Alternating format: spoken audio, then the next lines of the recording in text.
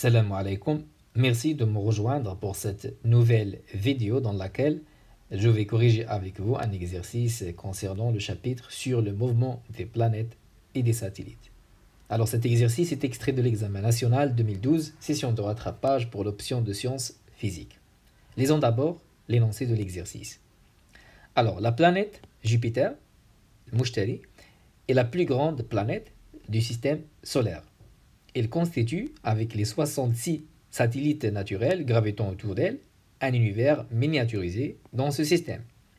La planète Jupiter, donc كاين واحد 66 قمر صناعي طبيعي كيدوروا عليها، داكشي علاش كتشكل هي بوحدها جوبيتر مع لي ساتيليت ديالها واحد الكون مصغر في لو سيستيم سولير. هذه donc juste une information générale sur la planète Jupiter.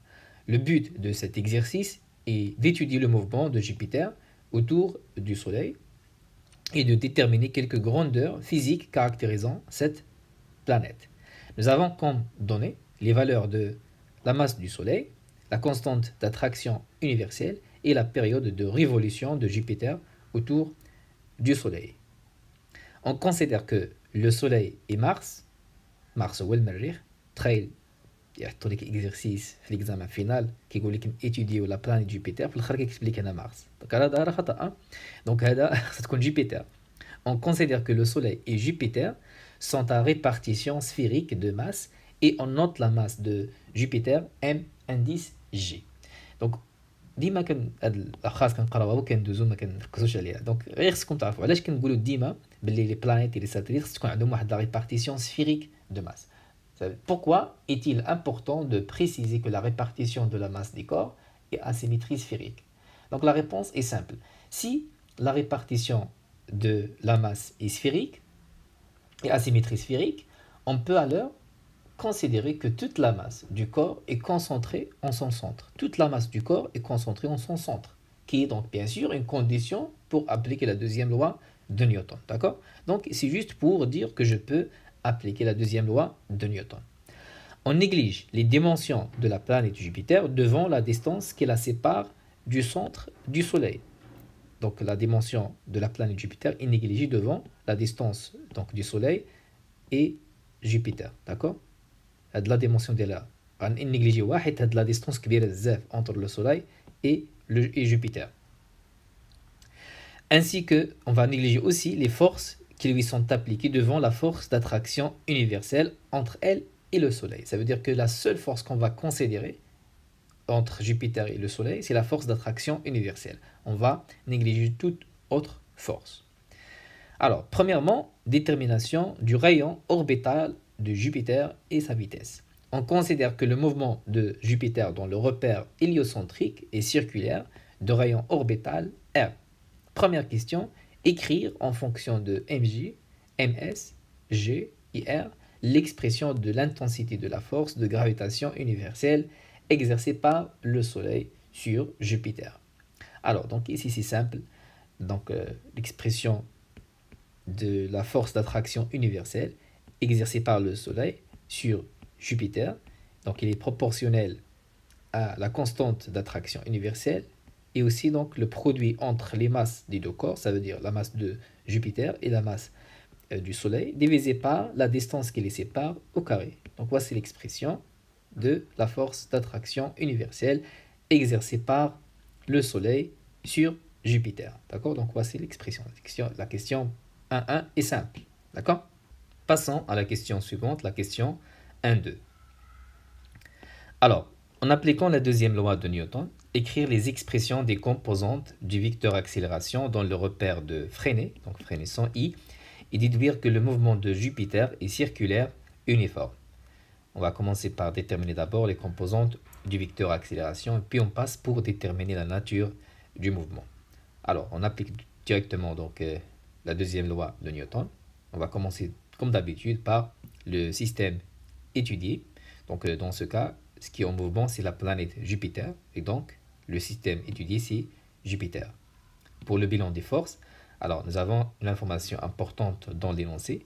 On néglige donc les forces qui sont appliquées sur Jupiter devant la force d'attraction universelle. Ça veut dire que la seule force qui s'exerce sur Jupiter, c'est donc la force de gravitation universelle FSJ. Ensuite, pour le référentiel, donc, dans l'énoncé, nous avons que le mouvement de Jupiter est considéré dans le repère héliocentrique. Et donc, on va dire que tout simplement, le référentiel, c'est le référentiel héliocentrique supposé galiléen. Donc, rappelez-vous que le référentiel héliocentrique, c'est le référentiel le plus adapté pour décrire des mouvements à l'échelle des systèmes solaires, comme donc le mouvement des planètes autour du Soleil, ou bien n'importe quel objet qui tourne autour du Soleil. D'accord? On va bien sûr le supposer galiléen pour appliquer la deuxième loi de Newton. Et donc, en appliquant la deuxième loi de Newton, ça veut dire que la somme vectorielle des forces qui s'exercent sur la planète Jupiter est égale à sa masse fois son vecteur accélération. Donc, la seule force que nous avons ici, c'est donc la force d'attraction universelle, FSJ, est égale donc à la masse de Jupiter qui est mj fois le vecteur accélération a. Alors, pour donc représenter ces vecteurs-là, je vais tracer un schéma. Nous avons ici le Soleil et la planète Jupiter qui tourne bien sûr autour du Soleil selon cette trajectoire. Donc, le vecteur FSJ, donc la force d'attraction universelle, est là comme point d'application le centre d'inertie de Jupiter et il s'oriente vers le Soleil, d'accord, comme nous l'avons vu dans le cours. Donc, voici la force d'attraction universelle. Et pour donner son expression, donc, je vais ajouter ici un vecteur unitaire qui s'oriente donc du Soleil vers Jupiter, donc USJ. Donc l'expression de cette force-là, c'est quoi? C'est l'intensité de la force fois le vecteur unitaire USJ. L'intensité de la force, c'est quoi? C'est ce que nous avons donc donné dans la première question. Donc c'est cette expression-là. Et donc, cette force-là est donnée par moins l'intensité de la force fois le vecteur unitaire USJ. Pourquoi le signe moins? Parce que tout simplement, le vecteur unitaire USJ, il a un sens opposé au sens donc du vecteur FSJ, est égal à la masse de Jupiter fois le vecteur accélération. Alors, dans l'exercice, on vous demande de déterminer les composantes de l'accélération, du vecteur accélération, dans le repère de Fresnel. Donc, je vais vous rappeler un petit peu de ce repère. Le repère de Fresnel, c'est un repère mobile. Il a un centre donc, qui est mobile avec l'objet. Donc ici, il doit être le centre du repère de Fresnel est confondu avec le centre de la planète Jupiter. Et il est défini par deux vecteurs unitaires. Donc un vecteur U, il s'appelle donc le vecteur tangentiel parce qu'il est tangent à la trajectoire. Donc ici, donc il faut normalement le tracer ici, mais donc pour avoir la clarté, je l'ai tracé donc ici, d'accord? Donc il est tangent à la trajectoire, est orienté dans le sens du mouvement. Donc ici, je suppose que le mouvement est dans ce sens-là, d'accord? Nous avons aussi un vecteur n, donc si le vecteur normal AU est orienté vers le centre de concavité de la trajectoire, comme vous le voyez, d'accord? Donc il est perpendiculaire à la trajectoire de la planète Jupiter. Donc pour le vecteur accélération dans le repère de Fresnel, il a deux composantes. Une composante qu'on appelle l'accélération tangentielle et les suivants, donc le vecteur tangentiel U, et une composante qu'on appelle l'accélération normale, bien sûr, et les suivants, le vecteur normal n. D'accord? Donc le vecteur total, ça veut dire la somme de AT et AN, on peut donc le tracer en utilisant la méthode du parallélogramme. D'accord? Donc voici le vecteur accélération totale. Juste donc comme information de plus, dans le repère de Fresnel, le vecteur vitesse, donc il a une expression très simple, donc c'est la valeur de la vitesse fois le vecteur tangentiel U. D'accord? Et donc si on veut le représenter sur ce schéma-là, ça doit être donc tangent aussi à la trajectoire comme le vecteur tangentiel U. Et donc pour utiliser le vecteur accélération A, on doit écrire que A c'est AT suivant U plus AN suivant N, avec donc les expressions de AT et AN, donc il faut les connaître, d'accord? AT donc c'est la dérivée par rapport au temps de la vitesse, et AN c'est donc V carré sur le rayon de la courbure, donc ρ, et dans le cas d'une trajectoire circulaire comme nous l'avons ici, on va remplacer ρ tout simplement par le rayon de cette trajectoire circulaire qui est donc R, d'accord? Remarquez ici que le vecteur unitaire N et le vecteur USJ, donc ils sont collinéaires, ça veut dire qu'ils ont la même direction, ils sont portés par la même droite, mais ils ont des sens opposés. Ça veut dire quoi? Ça veut dire que N égale à moins USJ. Et donc je peux remplacer moins USJ dans cette expression-là par tout simplement N. Donc ça va être une expression plus simple pour faire les projections sans le signe moins que vous voyez ici. D'accord? Donc voici, j'ai remplacé USG, moins USG par N est égal à mg fois le vecteur accélération. Appelons cette équation l'équation 1, et c'est l'équation qu'on va projeter sur les axes du repère de Freinet pour obtenir les composantes du vecteur accélération. Alors commençons par la projection sur l'axe porté par U. D'accord? L'axe porté par le vecteur tangentiel. Alors, projetons cette équation-là sur l'axe porté par U, ça nous donne 0, parce que nous avons ici n, le vecteur n, est perpendiculaire à U. D'accord? Et donc sa projection sur l'axe porté par U, ça nous donne 0. D'accord? Et pour l'accélération, le vecteur accélération, bien sûr, la projection sur l'axe porté par U, ça nous donne la valeur de AT. D'accord? C'est AT tout simplement, qui est 0. Donc AT est égal à 0, c'est la première composante du vecteur accélération. Maintenant, pour déterminer la deuxième composante du vecteur accélération, on va faire la projection sur la normale, sur l'axe porté par n. D'accord? Ici, donc, c'est simple. Nous avons déjà ici n, donc sa projection sur n, c'est 1. Et ça reste donc l'expression de l'intensité de la force de gravitation universelle, égale à mg fois donc le vecteur accélération suivant la normale, c'est tout simplement an. D'accord? On va simplifier ici par la masse de Jupiter. Il nous reste tout simplement an égale à g fois ms sur r carré. Et voici donc la deuxième composante du vecteur accélération. Et on peut écrire finalement que les composantes du vecteur accélération dans le repère de Freinet, donc elles sont données par les deux composantes que vous voyez ici, AT et AN, et nous avons répondu à la première partie de cette question-là, d'accord? Donc ensuite, on va déterminer la nature du mouvement de Jupiter. Et pour ce faire, on va utiliser les définitions du vecteur, donc des composantes du vecteur accélération dans le repère de Freinet, et aussi donc les composantes que nous avons trouvées ici. Alors, pour le vecteur accélération tangentielle, donc c'est la dérivée par rapport au temps de la vitesse, d'accord? Et nous avons AT égale à 0. Donc ça veut dire qu'ici nous avons dV sur dt égale à 0, ce qui signifie que la vitesse est constante. Et donc le mouvement de Jupiter est uniforme.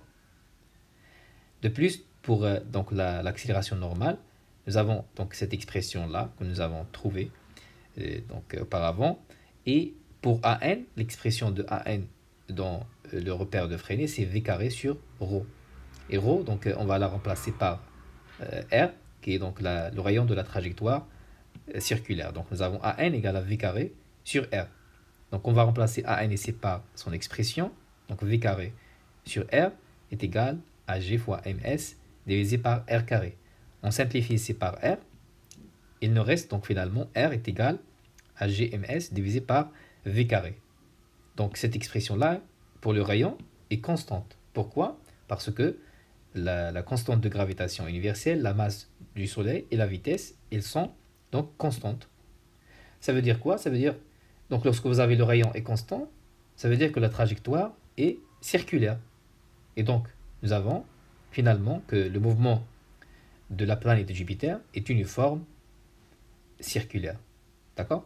On peut écrire que le mouvement de la planète Jupiter est circulaire, uniforme, et d'ailleurs c'est ce qu'il faut montrer, d'accord? Donc, et déduire que le mouvement de Jupiter est circulaire, uniforme.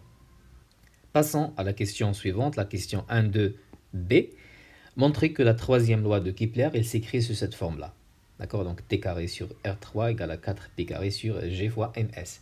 Donc T, c'est la période de révolution de Jupiter autour du Soleil. Donc je vous rappelle que la période de révolution, c'est la durée mise par Jupiter pour accomplir une révolution, ou bien un tour complet autour du Soleil. Donc il y a ديك الوقت اللي كيدوزو la planète Jupiter باش تضرب دورة كاملة على الشمس. D'accord?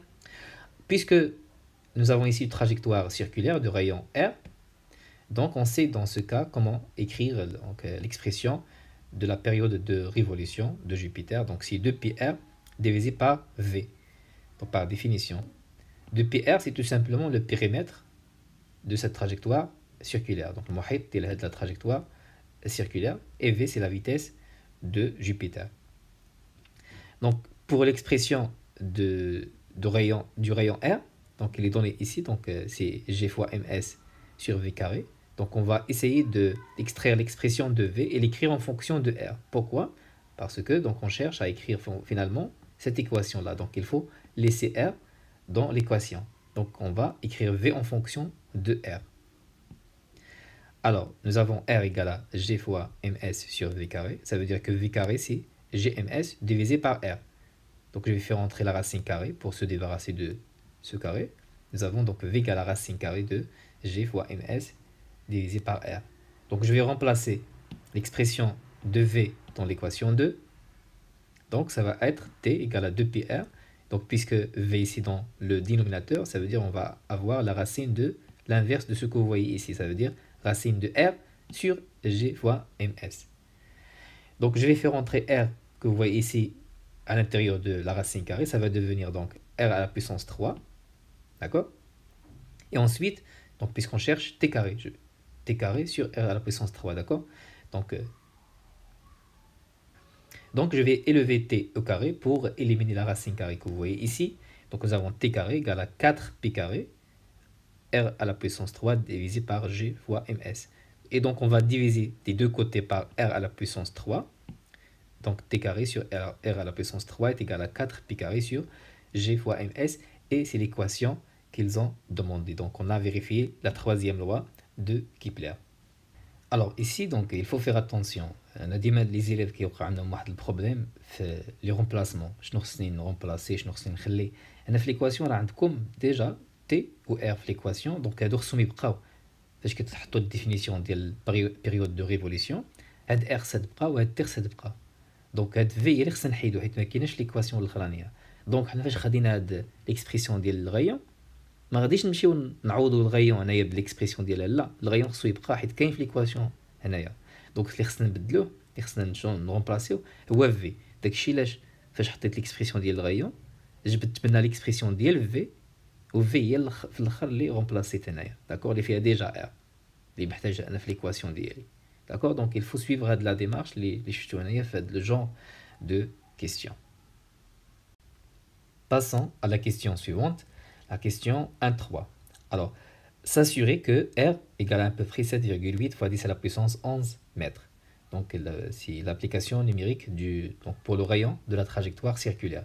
Donc ici, tout simplement, on va prendre cette équation-là, la troisième loi de Kepler, isoler R et faire l'application numérique parce que nous avons les valeurs de TJ, MS et G. Donc, ils sont donnés ici.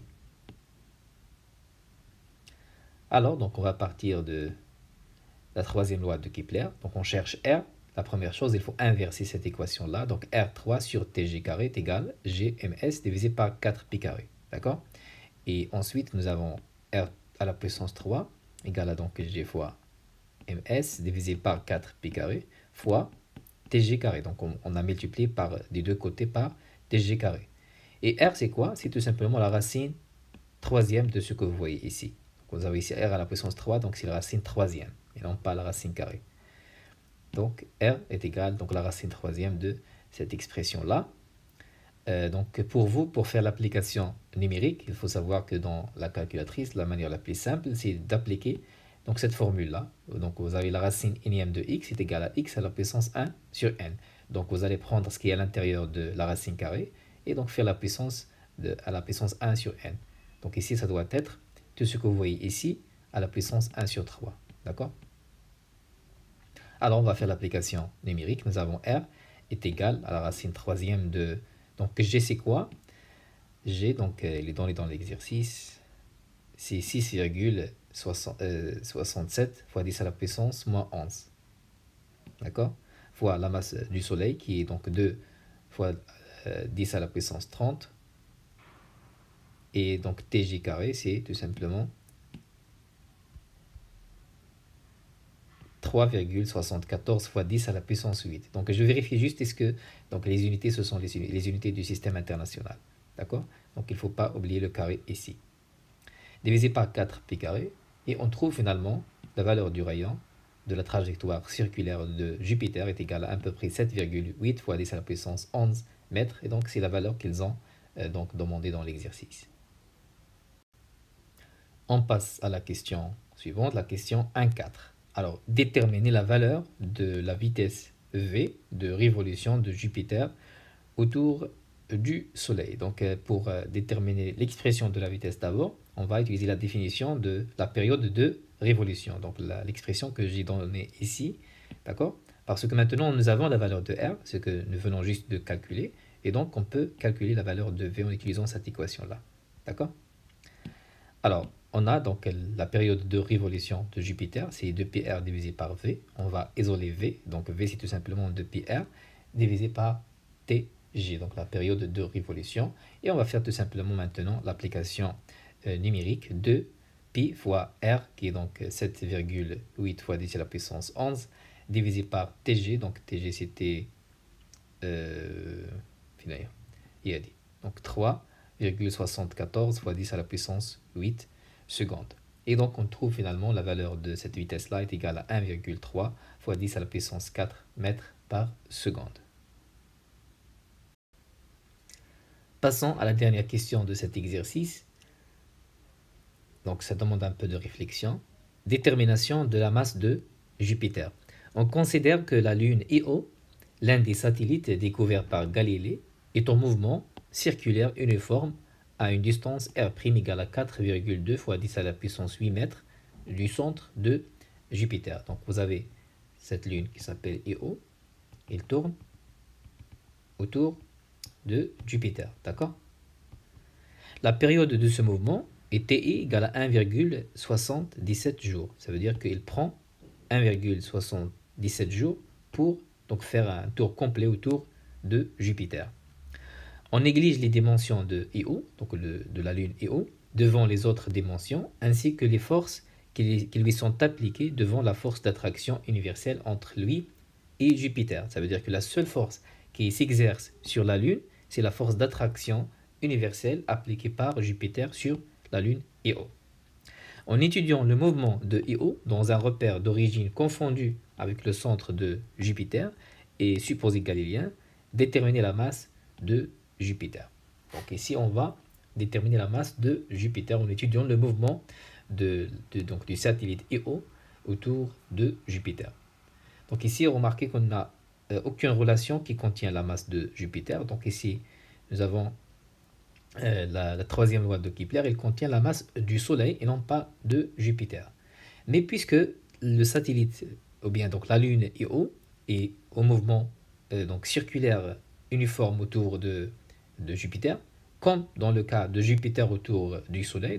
Donc on peut utiliser par analogie la troisième loi de Kepler que nous avons ici et l'appliquer sur le mouvement de la Lune autour de Jupiter. D'accord?